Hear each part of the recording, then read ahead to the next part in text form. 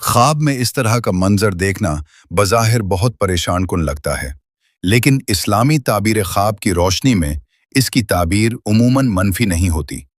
ख्वाब की मुमकिना ताबीर: ज़िबह करना और फिर ठीक हो जाना।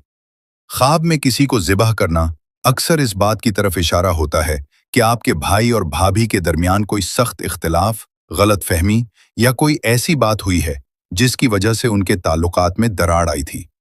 भाभी का ठीक होना: भाभी का चेहरे पर हाथ फेरकर ठीक हो जाना इस बात की अलामत है कि वो तमाम इख्तिलाफात या गलत फहमियां बहुत जल्द खत्म हो जाएंगी।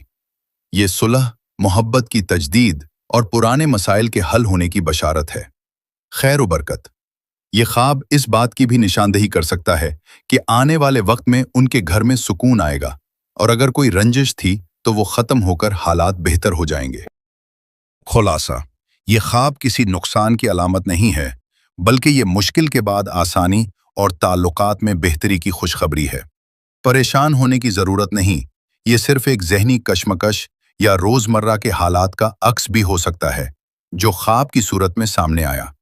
मशवरा: अगर आपको उनके दरमियान कोई तलखी महसूस होती है तो आपको चाहिए कि घर में खैर और बरकत के लिए दुआ करें और कोशिश करें कि उनके दरमियान कोई बात हो तो उसे नरमी से हल कराने में मदद करें।